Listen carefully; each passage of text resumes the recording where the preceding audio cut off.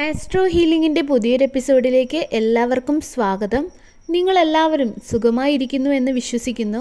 അപ്പോൾ നമുക്കിന്ന് അവർ നിങ്ങളെക്കുറിച്ച് എന്താണ് ചിന്തിക്കുന്നത് എന്ന് നമുക്ക് നോക്കാം.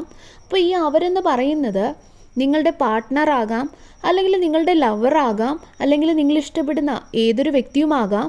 അപ്പോൾ അവരുടെ സ്നേഹം ജെന്യുവിനാണോ, അവർ നിങ്ങളെ സത്യസന്ധമായാണോ സ്നേഹിക്കുന്നത്, അല്ല അവർ നിങ്ങളെ സ്നേഹിക്കുന്നില്ലേ, ഇങ്ങനെയുള്ള കാര്യങ്ങൾ നമുക്ക് നോക്കാം. അതായത് അവരുടെ യഥാർത്ഥ നിങ്ങളോടുള്ള ഫീലിങ്സിനെ കുറിച്ച് നമുക്ക് നോക്കാം. അതിനായിട്ട് ഇവിടെ ഞാൻ 2 കാർഡാണ് വെച്ചിട്ടുള്ളത്. ഇതിൽ നിന്നും നിങ്ങൾക്ക് ഏറ്റവും കൂടുതൽ ആകർഷണം തോന്നുന്ന ആ ഒരു കാർഡ് നിങ്ങൾ തിരഞ്ഞെടുക്കുക. എന്നിട്ട് നമുക്ക് നോക്കാം നിങ്ങളുടെ ഈ വ്യക്തി നിങ്ങളെ എത്രമാത്രം സ്നേഹിക്കുന്നുണ്ട് എന്ന്.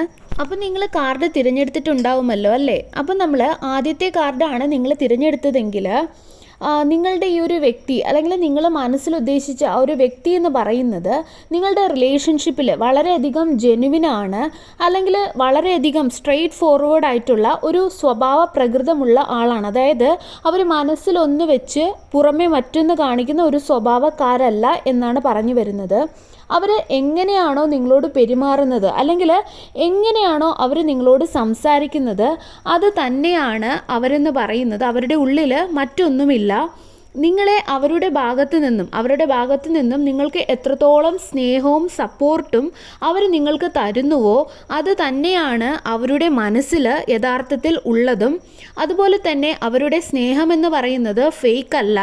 അപ്പോൾ അവരുടെ സത്യസന്ധമായ സ്നേഹം തന്നെയാണ്. ഇതാണ് ആദ്യത്തെ കാർഡ് തിരഞ്ഞെടുത്ത നിങ്ങളുടെ റീഡിംഗ് എന്ന് പറയുന്നത്. ഇനി നിങ്ങൾ തിരഞ്ഞെടുത്തത് രണ്ടാമത്തെ കാർഡായിട്ടുള്ള 5 ഓഫ് പെൻറ്റക്കിൾസ് ആണെങ്കിൽ നിങ്ങൾ വിചാരിക്കുന്ന, അല്ലെങ്കിൽ നിങ്ങളുടെ മനസ്സിൽ വിചാരിച്ച ഈ ഒരു വ്യക്തി എന്ന് പറയുന്നത് അവരുമായിട്ടുള്ള നിങ്ങളുടെ ഈ ഒരു ബന്ധം എന്ന് പറയുന്നത് ഒരു കാർമിക് ആയിട്ടുള്ള ഒരു ബന്ധമായിട്ടാണ് എനിക്കിവിടെ തോന്നുന്നത്. അതായത് ഇവിടെ വളരെ വലിയ സത്യസന്ധത ഒന്നും തന്നെ കാണുന്നില്ല.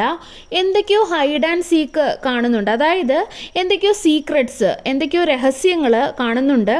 അല്ലെങ്കിൽ നിങ്ങൾ തമ്മിൽ കമ്മ്യൂണിക്കേഷൻ അത്ര നല്ലതായിരിക്കില്ല. അങ്ങനെയൊക്കെയാണ് എനിക്ക് ഈ ഒരു കാർഡിൽ കാണാൻ കഴിയുന്നത്. ഈ വ്യക്തി അത്രയധികം ലോയലൊന്നുമല്ല.